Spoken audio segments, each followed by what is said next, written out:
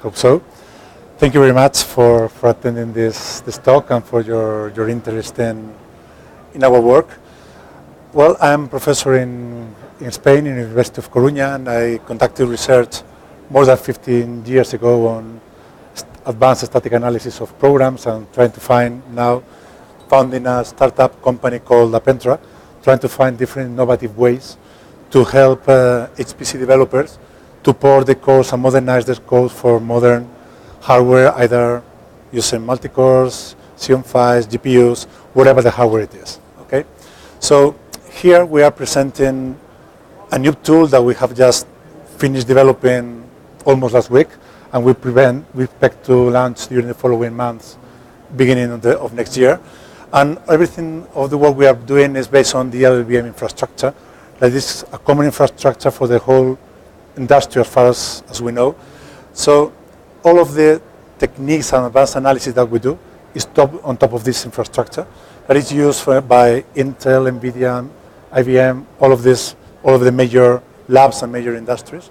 And basically what we do is, with our static analysis, we are trying to apply it to help people modernize their code, in particular by helping them in parallelizing their sequential codes to be efficiently executed on GPUs, multi-cores, Xeon-Phi, whatever the software it is. Okay? So this is what my talk is going to be about today. So I will begin to explain why Parallel, why a new technology to do this. So basically we are facing thrilling days where everybody needs to modernize the software. This is a very tough work because you have to port your code. An important part of the work that you have to do is platform independent, but other part is platform dependent. So at some point, you are facing a workflow that goes through many iterations where you repeat performance measurement of your code.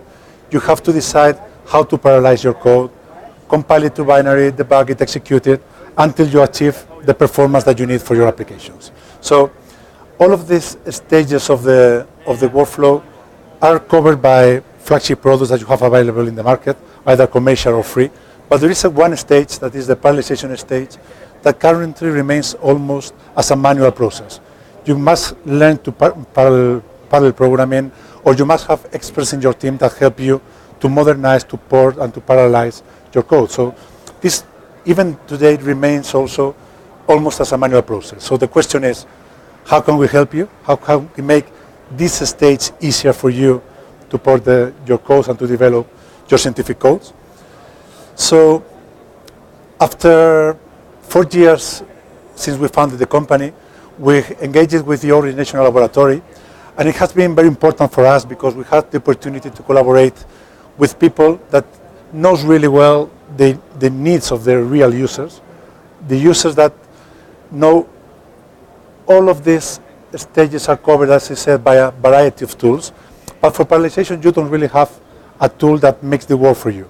So in the end, you have to do it yourself and to decide which are the best parallelization strategy for your code. And this is really a difficult work that you have to face. So we engaged with Oscar and with Fernanda, and they helped us during 1 year, almost 1 year and a half, to really understand what are the needs that the users are having in the national lab. And you can extrapolate this to all the labs and all the universities that are working in the HPC community. So with this project with them, we were able to validate the Parallel technology on Titan, their supercomputer. And you can see here some of the results. We have published it in a paper with Oscar. And you can see that we have speed-ups from 2x to 40x using OpenMP or OpenECC on the Titan supercomputing. That is a hybrid computer that has multi-cores and GPUs. And the performance that you can obtain pretty much depends on the features of the program itself, not on the hardware you're running on. Okay? So we were able to validate it. This was the first step for us to validate our technology. And one of the first requirements that we had from them is, okay, we have vendors changing hardware every 2-3 years. So the software stack changes as the hardware changes. So you can see an evolution in the standards like OpenMP. It evolved from OpenMP 2, 3, 4, and they incorporate features in the language, in the standard, that provide you a way to program in parallel a multi-core, to extend it with tasking, and now to offload the workload to any kind of accelerator. Either it may be a GPU, or Xeon Phi, or whatever it is. So one of the things they were most interested in is, okay, how can we train newcomers to the field to learn all of this complex programming environment? And even how can we train our XPC developers to recycle themselves with the noobs that come to the market every 1 to 3 years with the changes of the hardware and the changes in the software stack? So working with Fernanda, we came up with the specification of a new tool that we call the Power Trainer.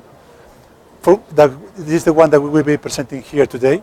And it is intended to cover the needs of training and to make you learning OpenMP in this particular case in a more productive manner and in a faster way. This is what we will be showing here today. Okay? So learning faster, we call it, some people call it experiential learning. What's the difference? When we lecture parallel programming, we usually give the students a lot of materials that they have to assimilate in their heads.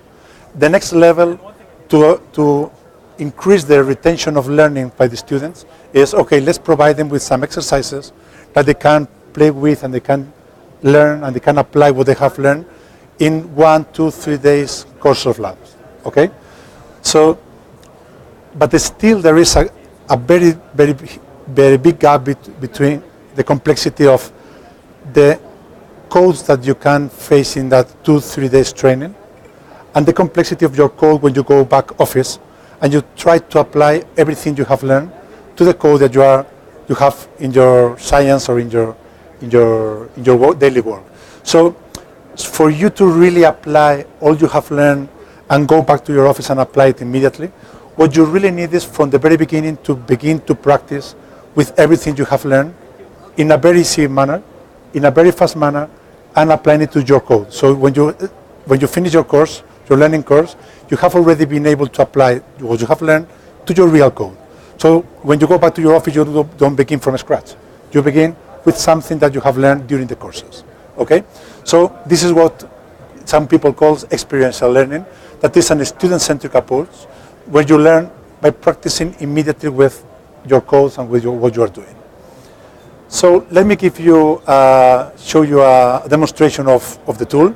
I will use several codes from physics, from sparse computations, and even from very well-known microkernels of using real applications.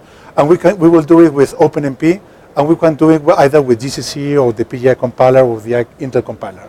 If we are not, in this case, we are not tied to any platform. So this is the tool. So imagine these two panels kind of Google Translator. Instead of English to Spanish, from sequential to parallel.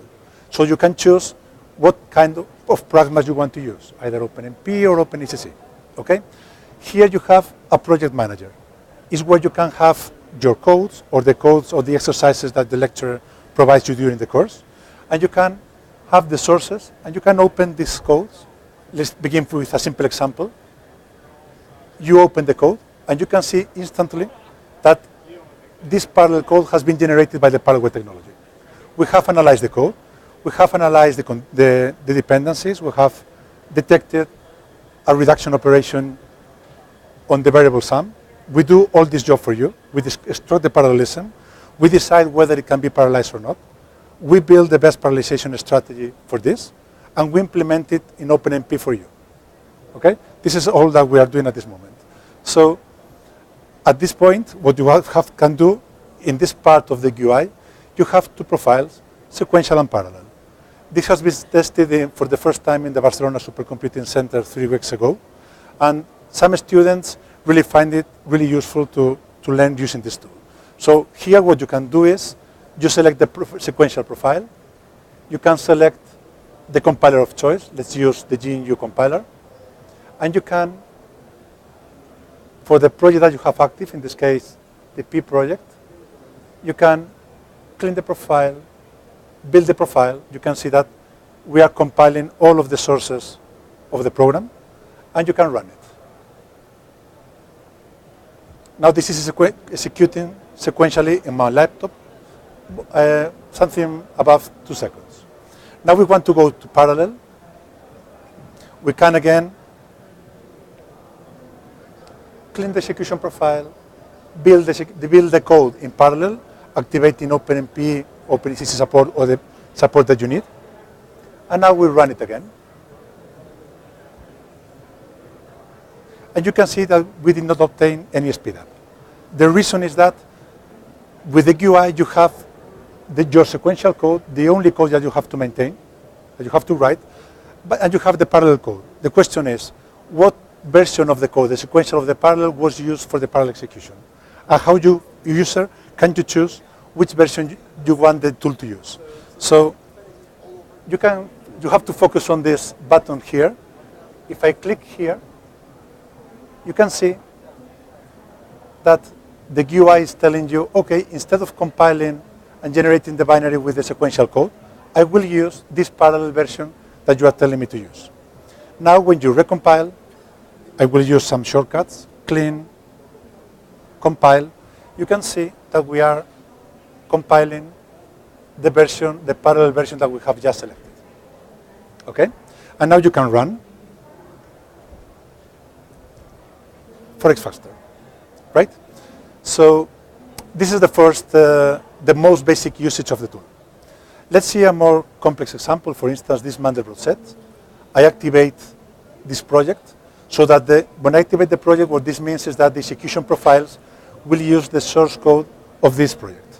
So now I go again to the sequential profile, clean, compile. Now it is compiling the Mandelbrot code and execute it sequentially.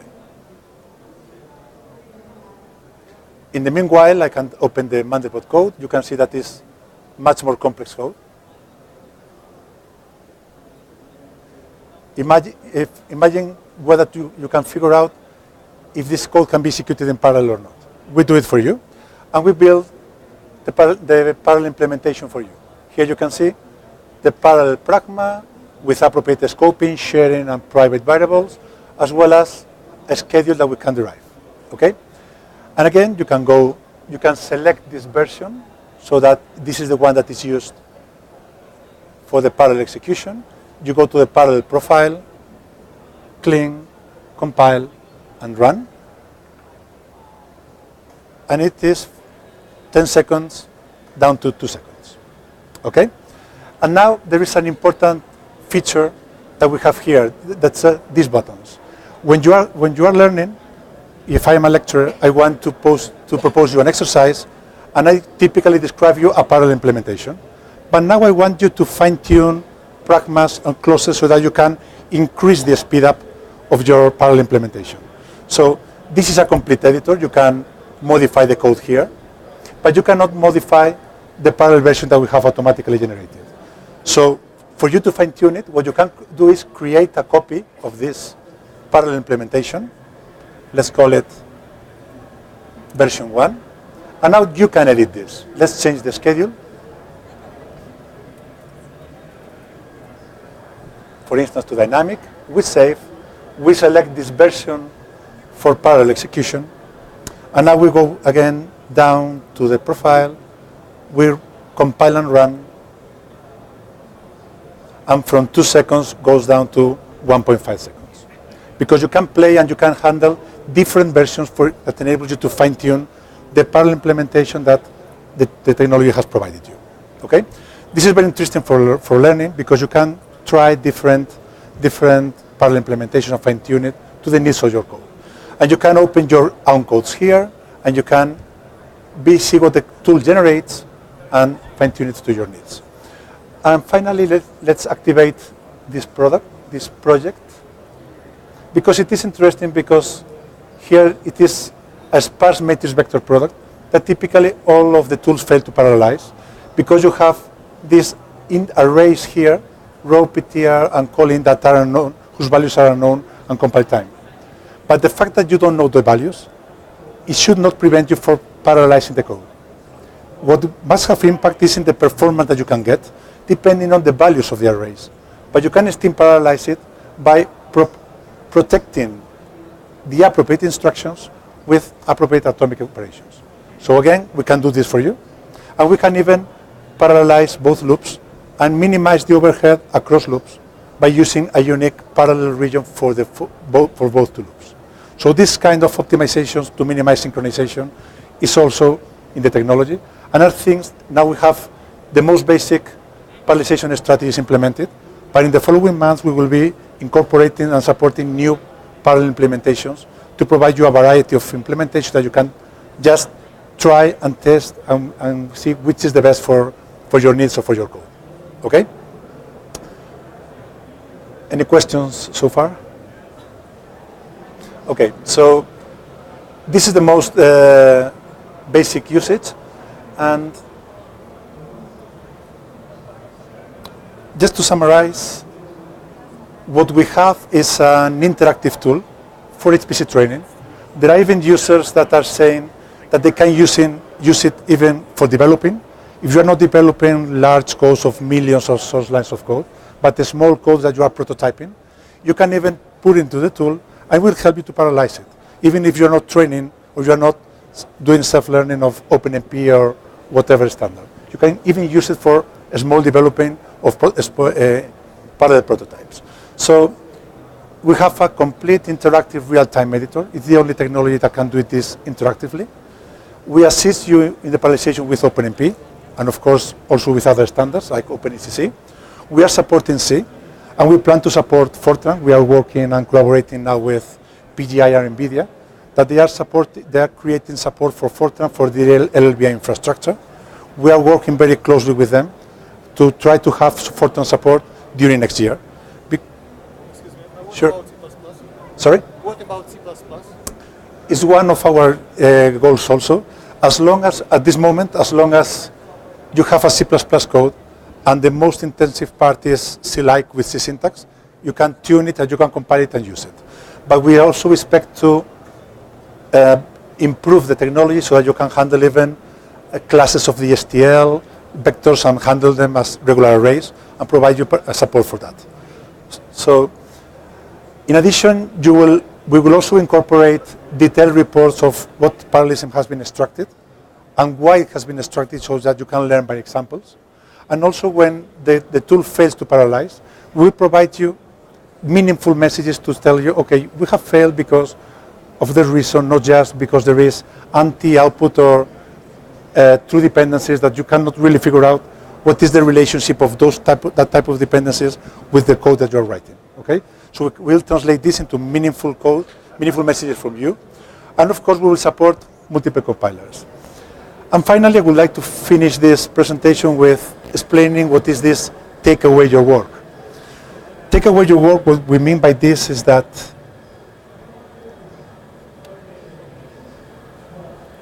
when you finish your work and your training,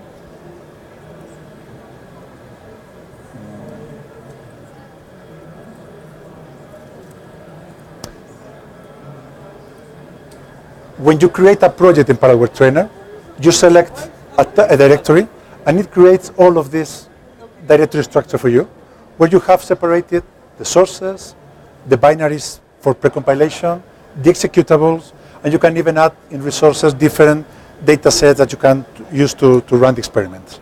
So this is in a single directory. These make files are automatically generated by the tool. You just drag and drop the files, and it creates the make file for you. So you can compress this, take it to your home, to your office, and compress it, and run it as if you were within the tool. How do you can do this? You can invoke, make,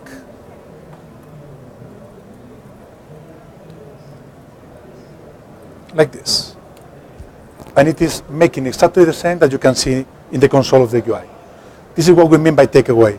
And we have found in our discussions with users from Outreach really useful, because you may go back home and you don't have the tool available, but you can still do your work as long as you have appropriate compilers, of course, in your laptop, okay, or in your workstation.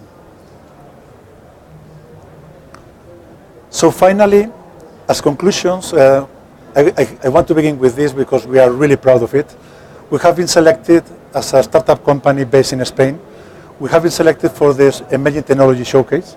We have been selected jointly with companies from IBM, NVIDIA, Intel, MIT, and we are there with them. So outside the HPC world, it is the best industry recognition that a startup can have. So we are really proud of it. If you want to play with the tool and see the demo, please visit us in our booth. There's one person of our team there, and you can learn from him, and he will answer all the questions that you might have. Also, we need your feedback.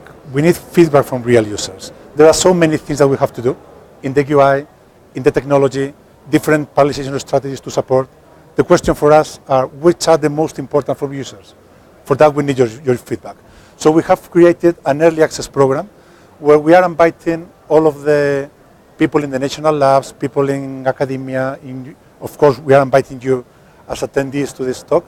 Just contact me and we can provide you access during the following months to a server where you'll be able to execute the tool and you will be able to play with it. So please, do not hesitate to contact me and try it and give us feedback on what are the priorities so we can prioritize the features to implement. And finally, of course, I still want to thank Outreach. Also, I want to thank NVIDIA for giving us access to their resources, expertise, and machines to test all our work. I will keep on working with them to create a next generation tool not intended for training, but for HPC developers. If you are an expert, you don't want black boxes. You don't want the technology to do all the job for you without understanding what's going on behind the scenes. So the next tool will provide you insights to all the information that we collect so that you can provide additional hints, you can override the decisions that the technology has taken. Okay? We will call this tool the Parallel Assistant, and we expect to present it in supercomputing this year. That's our roadmap at this moment. So we hope to be here again in supercomputing next year.